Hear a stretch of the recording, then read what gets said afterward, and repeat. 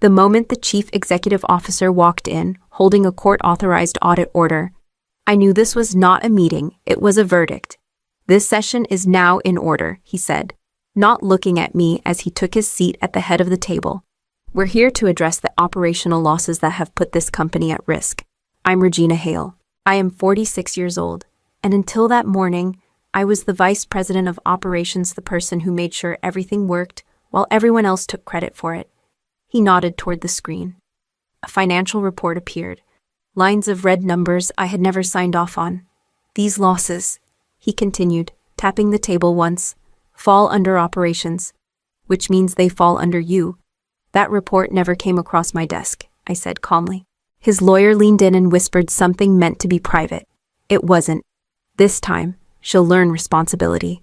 A few board members shifted in their chairs. No one spoke. I leaned forward. "You're presenting figures I did not approve, based on assumptions I was never informed of." The chief executive officer finally looked at me. "That's why we're conducting an audit," he said, "to determine how much liability you carry." "How much?" I repeated. "Yes," he replied. "Personal exposure." I looked down the table. Faces I had worked beside for years suddenly avoided my eyes. "Effective immediately," he said. "Your system access is suspended." I stood. "You're removing my authority without a vote." "This isn't disciplinary," he answered. "It's procedural."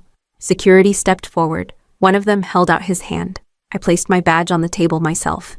Before the meeting moved on, I need to say this clearly. The story you are about to hear is a fictional work created by the writing team at Revenge AITA, while inspired by real workplace dynamics and power struggles. All characters, companies, and events are fictional and meant to explore accountability, manipulation, and consequence. As I gathered my things, the chief executive officer added one last line, almost casually. "If the audit confirms the losses, we'll be discussing your equity position next." No one stopped him. No one stopped me either, as I walked out knowing the numbers he showed were not mistakes, they were weapons. By the time I reached my car, my phone was already vibrating. The internal memo hit inboxes before I could start the engine. "Vice President of Operations under review for mismanagement. All decisions to be cleared through finance pending audit." I read it twice. No name in the subject line, no explanation, just enough language to make people nervous. By noon, the silence started doing the work for them. I called Marcus Levin, one of my senior operations managers. Why was the Midwest shipment paused? There was a pause on his end. Too long. "Finance asked us to hold," he said carefully. "They said it came from the top." "Since when does finance control logistics?" I asked. "I'm just following instructions." "Regina," who's another pause. "I don't think I should say." I hung up before he could apologize. An hour later, I tried Elena from procurement. "I need the vendor approvals I sent last week," I said. She exhaled. "They were rerouted." "To who accounting? Why they said your authority is suspended." I closed my eyes. By whom I didn't ask. That was the pattern. No one asked. No one argued. Silence became proof. My phone rang again. This time, it was external. "Regina."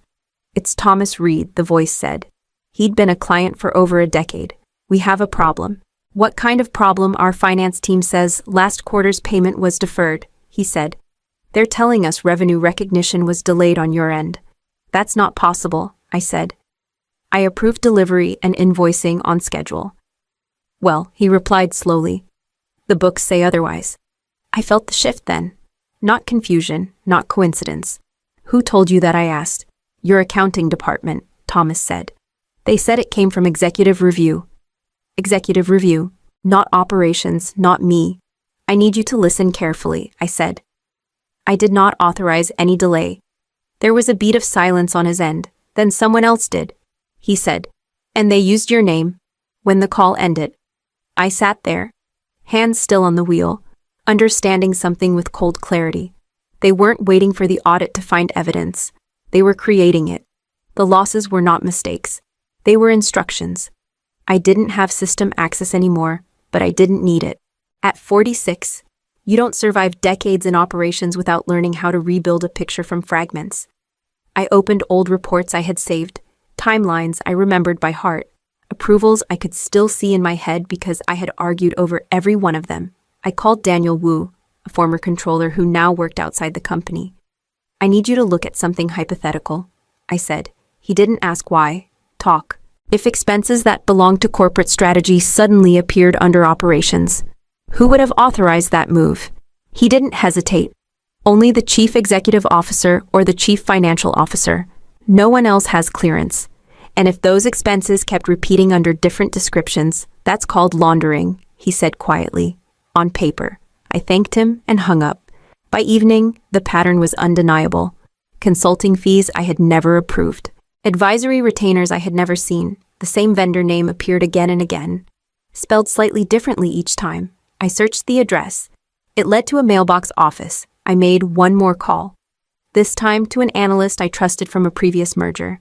Can you pull corporate registrations on a firm called Northway Strategic? I asked. There was typing on the other end.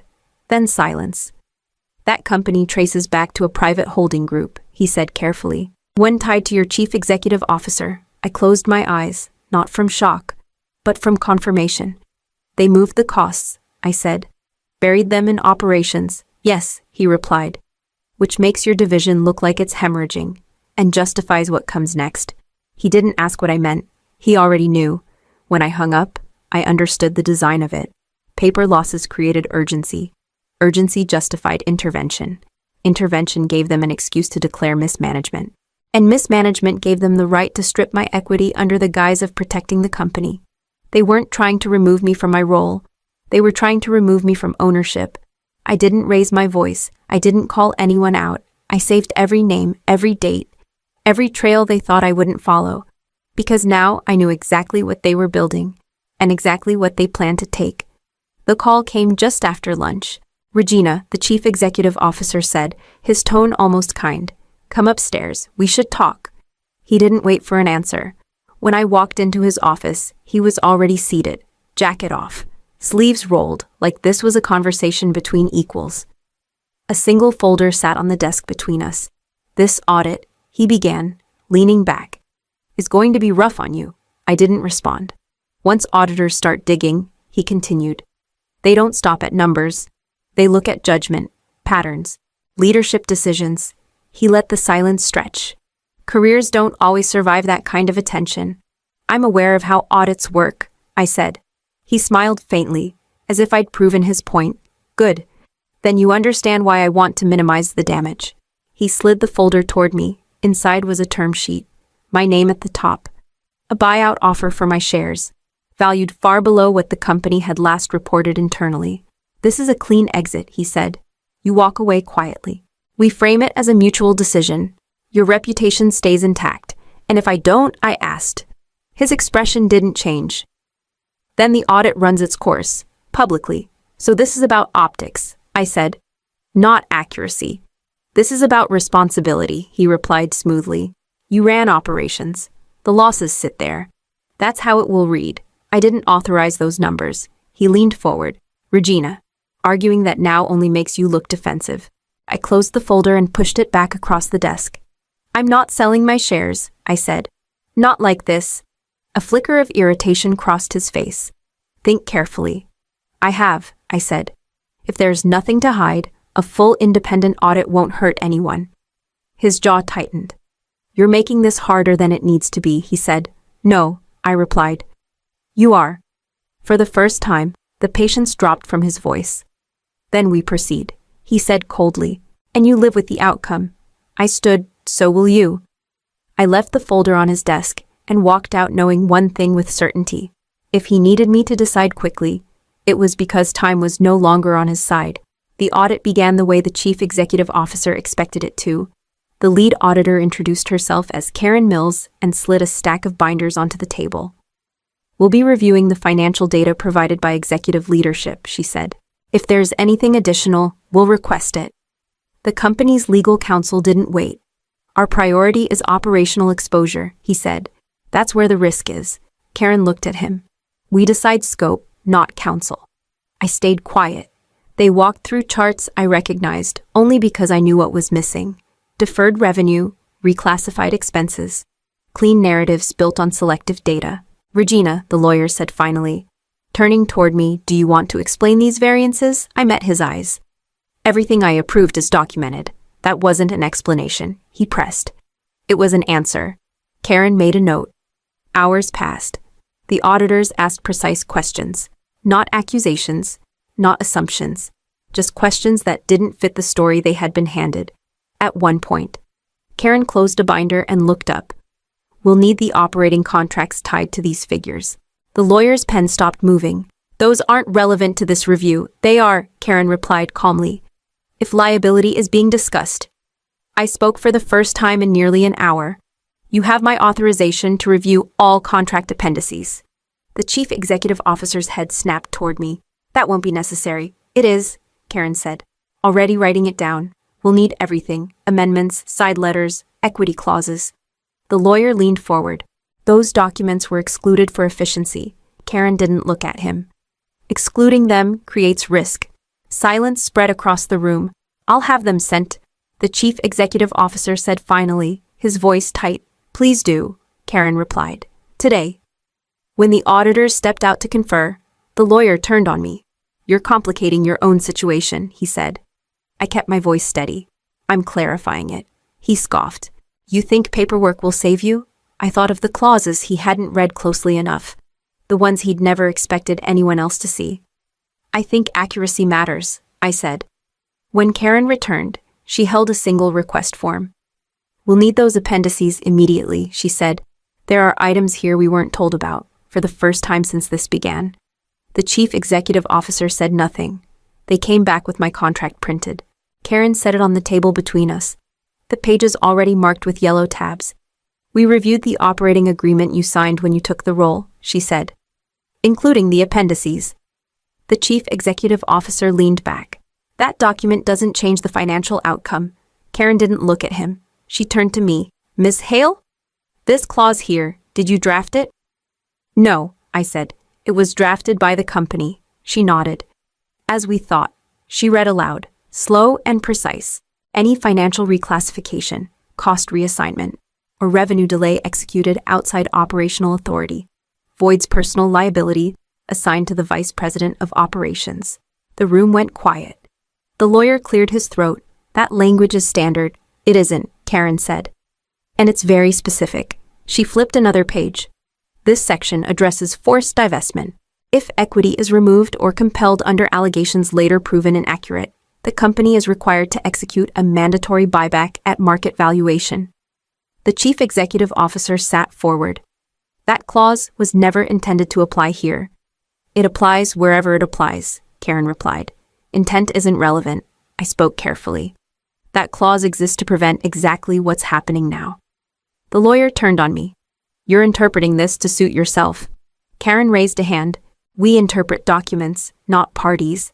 She opened her laptop and projected a timeline. We cross-referenced email logs. Revenue delays were approved by executive leadership, not operations.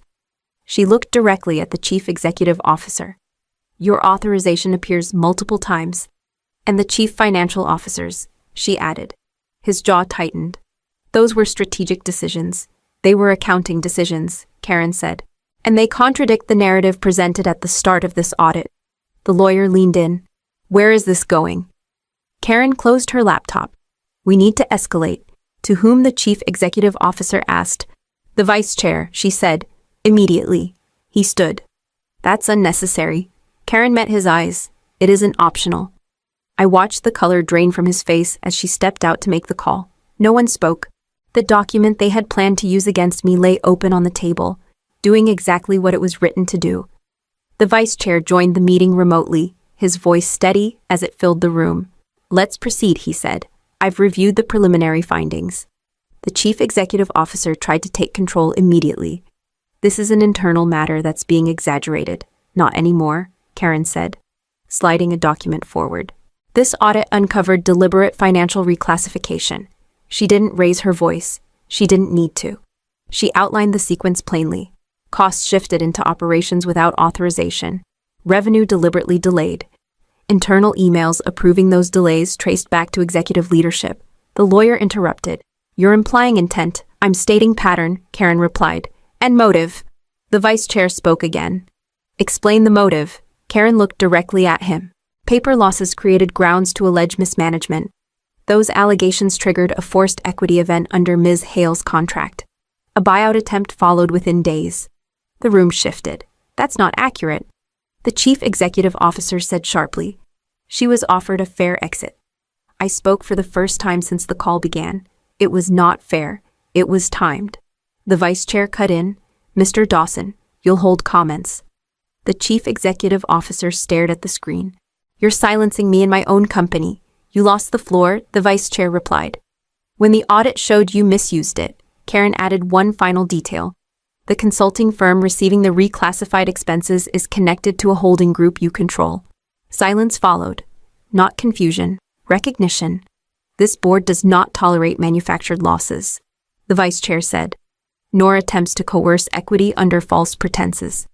The chief executive officer stood. This is a mistake. No, the vice chair said. This is documentation. He paused. Effective immediately. You are suspended from executive authority pending a full investigation. The lawyer reached for his phone. No one stopped him. The vice chair turned to me. Ms. Hale, your role remains under review, but the allegations against you are no longer supported. I nodded once. The man who had walked into a meeting with a court order sat back down without a word. The audit had stripped him of the room and left something else in its place. They used the word vindication like it was a gift. The vice chair spoke first. The board has reviewed the audit in full, he said. There is no evidence of misconduct on your part. I waited. Operations were profitable, he continued. The losses were artificial, Karen added quietly. Your approvals were consistent. The financial deviations occurred elsewhere. Someone on the board cleared his throat. We're prepared to make a statement correcting the record, and I said, and reinstate your authority. Another director said, with expanded oversight, public acknowledgement, the company owes you that? I looked at the faces on the screen, people who had stayed silent while my name was stripped of context, people who were now eager to restore it. What would that look like? I asked. Your title restored immediately, the vice chair said. A broader mandate. Compensation adjusted to reflect I know what it looks like, I said. I'm asking what it costs. The room stilled. A director spoke carefully. It restores balance. It restores appearances, I said. Balance would have been stopping this sooner. No one argued. The vice chair leaned forward. We understand your hesitation. Take time. I don't need time, I said. I need clarity. Karen met my eyes. She didn't speak, but she didn't need to. The contract sat between us, already doing its work. The vice chair nodded once. Your equity remains intact. Any decision you make will be honored. I appreciate that, I said. I'm listening. He smiled, relieved. Good. I closed my notebook. Listening doesn't mean staying. The meeting ended politely.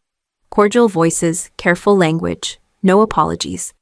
As the screen went dark, I felt the weight lift, not because they had cleared me, but because I no longer needed them to. Vindication had arrived. It just hadn't asked me to stay. The call with legal was short. I'm invoking the equity clause, I said. Section 14. Subsection 3. There was no argument, only the sound of papers shifting on the other end. We'll need confirmation in writing, the company's counsel replied. You already have it, I said. It was delivered with the audit findings. A pause. Understood. 2 days later, the vice chair joined one last meeting. This triggers a mandatory buyback, he said. At market valuation. Yes, I said. As defined at the time, the allegations were made. He nodded. The figure is substantial. It should be, I replied. The contract was written to protect against bad faith. No one disputed that. Finance confirmed the numbers in writing. The amount reflected the company's actual worth, not the paper losses they had tried to pin on me. It was a hit they could feel, not because it was reckless, but because it was deserved. You're certain about this? A director asked. You could stay. Shape what comes next. I already did, I said.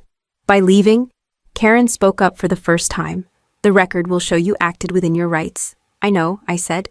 That's why I'm calm. When the documents arrived for signature, I read them slowly, not for errors, for closure. The vice chair said quietly, You didn't take the easy path. I took the accurate one. I signed. The company countersigned. Ownership transferred. Final. Later. My assistant stopped by my office with a box. Anything you want me to forward, she asked. No, I said. Everything I need fits. I left without an announcement. No farewell email, no speech. They kept the company. I kept what they tried to take. The call came from compliance, not the board. We've opened a regulatory inquiry, the voice said. Financial manipulation, revenue timing, expense reclassification. I didn't ask who authorized it. I already knew. The board followed a day later.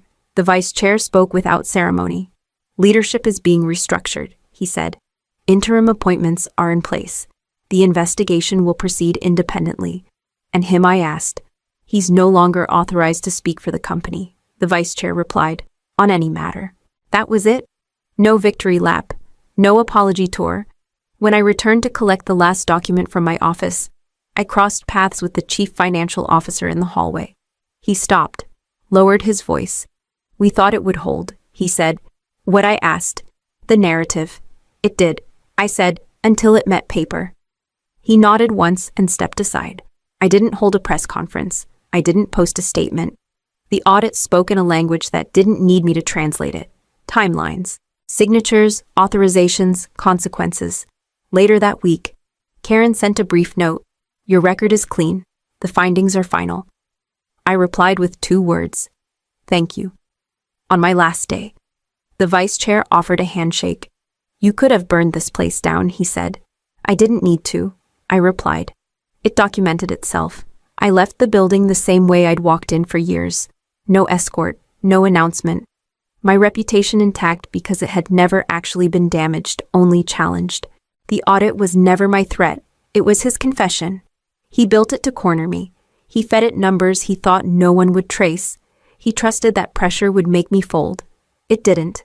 When power tries to erase you with paperwork, do not shout back. Preserve the truth, insist on process, and let the record do the work. You're terminated, effective tomorrow. The CEO said it the way someone announces a meeting running over schedule. Flat, efficient, final. I didn't react right away. My name is Madeline Harper. I'm 48 years old, and until that moment, I was the director of warehouse automation. I had been called into the room less than 10 minutes earlier, told it would be a quick alignment before the holidays. There's no performance issue, he added, sliding a single sheet of paper across the table. This is about cost optimization. Automation maturity, we're streamlining. I looked at the paper but didn't touch it, so that's it. He nodded. The company has outgrown the role. I almost laughed at that. Instead, I asked, You're doing this 2 days before Christmas. He didn't blink. Timing doesn't change the math. Human resources cleared her throat. Your benefits run through the end of the month. I finally met his eyes. You didn't review my last report. That won't be necessary, or he said. The systems run themselves now. That was when I understood how little he knew. I stood, picked up my bag, then paused. Until what time do I still have system access? The CEO leaned back in his chair, mildly amused. End of day. Why no reason, I said. I didn't argue. I didn't raise my voice. I didn't ask to reconsider. I simply nodded, thanked Human Resources for her time, and walked out, behind me. I heard the CEO say, Make sure it gets everything before she leaves. He believed the power was in the room he still occupied. I already knew it wasn't. The story you're about to hear is a fictional work created by the writing team at Revenge AITA. While the events, characters, and organizations portrayed are fictional, the situations reflect real workplace dynamics, power imbalances, and moments of quiet reckoning that many people experience but rarely get to voice. I didn't go back to my desk. I didn't say goodbye to anyone. I walked straight past the warehouse windows, where the robots moved in perfect coordination, responding to instructions they trusted without question. I kept walking. I didn't plan to walk through the warehouse. My feet just took me there. Evan Morales spotted me near the control rail. He was the afternoon floor supervisor, the kind of man who never raised his voice because he didn't have to. They let you go, he asked quietly. Effective tomorrow, I said. He exhaled through his nose and watched the robots slide past us in clean lines. That's bold. 500 units moved in synchronized patterns, lifting, sorting, routing, no collisions, no hesitation. Just trust in instructions that never lied to them. Evan folded his arms. You remember the outage, 3 years back. The night shift meltdown. I remember, I said. He shook his head. 2 hours of nothing moving. Orders stacking. Drivers screaming on the radios. They wanted to hard reset everything, I said. I told them no. You told them the system needed escalation layers, Evan said. Permissions, fail-safes, and time, I added. They didn't want to give it. He glanced at the ceiling cameras, then back at me. If these stop, he muttered, we're dead in the water. I didn't answer. A junior engineer named Kyle approached. Tablet clutched tight. Madeline. Is it true you're leaving tomorrow? I said. Kyle swallowed. Who do we go to if something? Evan cut in sharply. Not now. Kyle nodded and stepped back. Eyes still on me. Evan lowered his voice. They think this runs itself, don't they? They think stability is permanent, I said. He let out a dry laugh. That's not how machines work. That's not how people work either, I said. My phone buzzed. A calendar notification, admin credentials expire at end of day. Automatic, unemotional, accurate. Evan watched my face change. You okay? I'm fine, I said. I just remembered something I forgot to forget. I took one last look at the floor. The robots didn't slow. They didn't know anything had changed yet. I turned away before they could.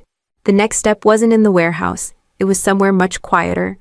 The first time I realized he didn't respect the system. We were standing in the same conference room, weeks before he fired me. He had just taken over as CEO. New title, new confidence. He pointed at the dashboard on the screen like it was a finished painting. Look at that, he said. Perfect throughput. Minimal human involvement. That's what scalability looks like. I didn't sit down. It looks that way because the escalation layers are doing their job. He waved a hand. That's the over-engineering I'm talking about. It's not over-engineering, I said. It's containment. He turned to me then, smiling like he was explaining something simple to a child. Madeline.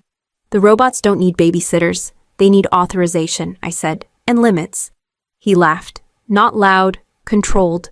They move boxes, they follow paths. They don't think. No, I said. They execute. Silence stretched. One of the board members cleared his throat. The CEO leaned back in his chair. You built something impressive. I'll give you that. But we don't need all this ceremony around it anymore. Ceremony, I repeated. All these permissions, he said. All these locks. We're past the fragile stage. We're past the fragile stage because of the locks. I said. If you strip them out, the system doesn't fail loudly. It fails quietly. That's a risk I'm willing to take, he said. I looked at him. You won't be the one paying for it. His smile tightened. That's not your concern. It becomes my concern the moment something goes wrong, I said. Because when it does, the system will behave exactly as it was designed to. And who designed it? He asked. I did. He nodded slowly. Then trust your work enough to let it run. I understood it then. He saw green lights and moving numbers. He saw output. He didn't see the permissions holding everything in place. He didn't see the keys. When the meeting ended, he clapped his hands once and said, Good talk.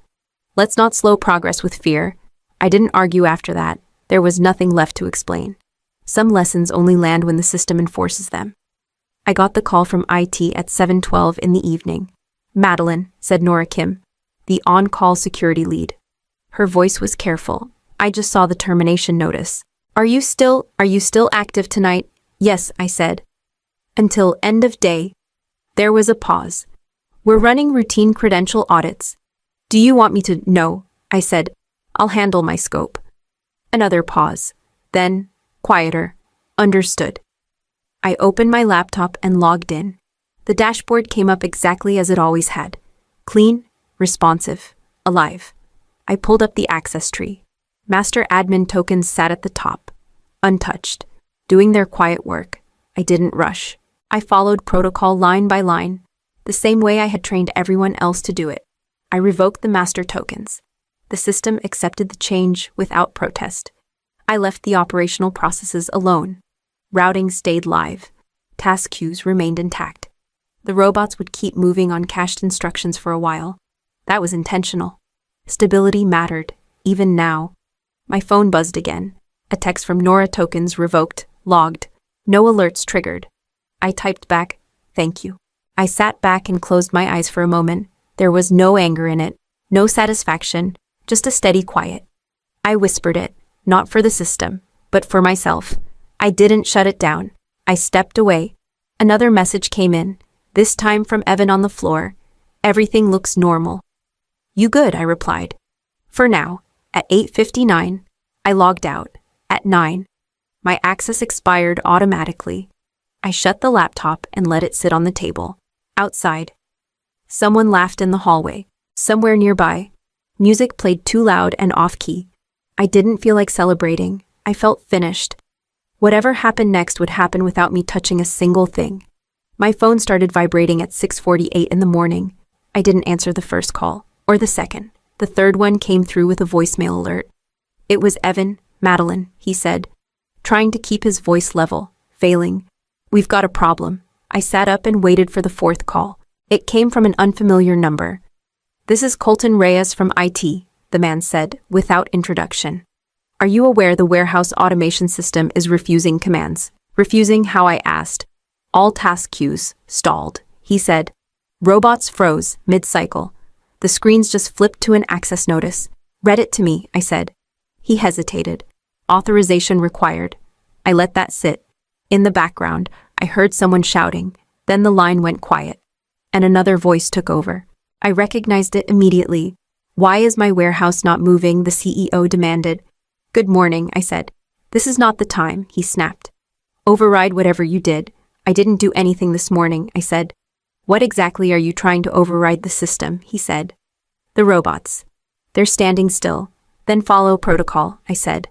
There was muffled arguing on his end. A keyboard clattered. Someone cursed. They've rebooted everything, Colton said. Back on the line. Multiple times. Nothing changes because reboots don't grant permission, I said. The CEO cut back in. This is ridiculous. There has to be a master switch. There isn't, Colton said carefully. There never was. What do you mean there never was? The CEO shouted. Colton said. The system doesn't recognize commands without valid authorization tokens. Silence. Then the CEO spoke again. Slower now. Who has them? No one answered him. I looked at the clock on my nightstand. 7:12. On the warehouse floor, 500 robots waited exactly as they were designed to, still, obedient, and unresponsive to anyone who no longer had the right to speak to them. The call came at 7:34. I answered this time. This is sabotage, the CEO said, skipping my name. His voice was sharp, practiced. You altered the system after termination. No, I said. I followed design. You revoked access. He snapped. I revoked my access. I said. The system revoked everyone else's. That's the same thing, he said. It isn't. I replied. One is emotion, the other is architecture. He exhaled hard. You can't do this. We'll pursue legal action. For what? I asked calmly. Complying with security protocol you approved. There was a pause. Papers shuffled on his end. You're no longer an employee, he said. I was when the change was made. I said, check the timestamp. Another pause. Longer this time. I need you to fix it, he said. The word need slipped out before he could stop it. I can't, I said. I don't work for you, you designed it, he shot back. Yes, I said. Which is why it behaves exactly as intended. His voice lowered. We're bleeding money by the minute. I warned you about removing escalation controls, I said. You called it over-engineering. That was a discussion, he said. It was a dismissal. I corrected. You laughed. Silence again, then, quieter. If this goes to the board, it already has, I said. Audit logs don't disappear. What logs? He asked. Access revocation, failed authentication attempts, internal override requests. I named them slowly, all time-stamped, all traceable. I could hear someone whispering near him. A door closed. You planned this, he said. But the accusation lacked force now. I planned a system that didn't depend on goodwill. I said. That was my job. Another breath, slower, measured. What would it take to restore service? He asked. The shift was complete. Arrogance had given way to calculation. I don't discuss work matters without a contract, I said. He didn't argue. Send your board's counsel, I added. They'll understand the language. I ended the call before he could say anything else. The second call came less than 10 minutes after the first. I answered without greeting. We need to talk, the CEO said. His voice was lower now. Careful. This has gone far enough. Has it? I said. Trucks are idle, he continued. Orders are stuck. Clients are calling the board directly. I'm not surprised, I said. The system is doing what it was designed to do. He swallowed. I could hear it. Let's reset this. We can fix the misunderstanding. There isn't one, I said. We can make you whole, he said quickly. Back pay. A bonus. We'll title it retention. I don't work there, I said. Then consulting, he said. Temporary. Until we stabilize. Stabilize what? I asked. Your operations or your authority? He ignored that. Just tell me what you want. The word landed heavy. He had never asked me that before. I let the silence stretch, not to punish him, to let him hear the space where his certainty used to be. What I want, I said finally, is for you to stop calling me like I owe you something. You created this mess, he snapped, the old edge trying to come back. I designed a system, I said. You dismantled the safeguards. That part was your decision. Another voice cut in on his end. A man, older. Put it in writing, the voice said. Now. The CEO covered the receiver. Madeline, listen, we're willing to negotiate. I smiled, though he couldn't see it. I said the words exactly once. Calm, clear, complete. Merry Christmas and Happy New Year. Then I ended the call. I set my phone face down on the table and didn't touch it again. Whatever came next would not be decided over a phone line. I wasn't in the room, but I heard the recording later. The board insisted it be preserved exactly as it happened. Explain to us why the warehouse is down, the chair said. His voice was controlled. Already tired. Colton Reyes spoke first. The robots aren't malfunctioning. They're responding correctly. To what? Another board member asked. To the absence of valid authorization, Colton said. The core control layer rejected every command issued this morning. That shouldn't be possible, the CEO said sharply. We own the system. There was a pause. Then Colton answered, carefully, we own the interface, not the authorization layer. The room shifted. What does that mean? The chair asked. It means, Colton continued, the decision logic accepts instructions only from a validated admin token. That design was approved during the rollout. A woman on the board spoke next. Approved by whom? Colton didn't hesitate. By the executive team at the time, including the current CEO. Papers rustled, a screen changed. Here, Colton said. Design review minutes. 3 years ago. Authorization hierarchy? Fail-safes. Escalation rules. The CEO interrupted. Those were technical details. They were governance decisions, Colton replied. The chair leaned forward. So you were aware the system depended on a specific authorization structure? Yes, the CEO said. But it was stable. Stable because it was maintained, Colton said. By Madeline Harper. Silence followed. Not confusion. Recognition. Another board member spoke.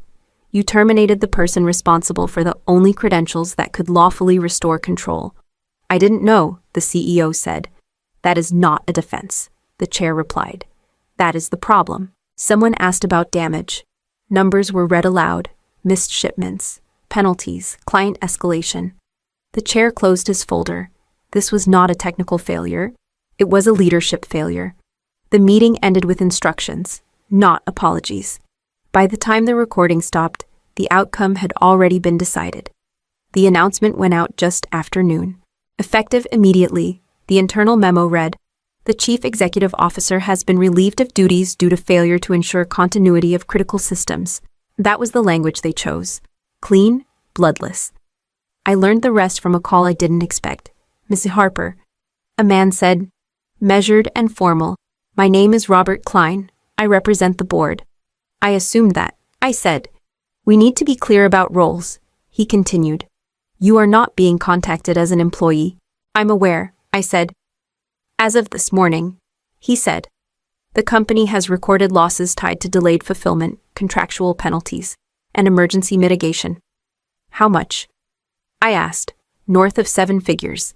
He said, still being finalized. I let that sit. The board recognizes, he added, that the system responded as designed. By design I documented, I said.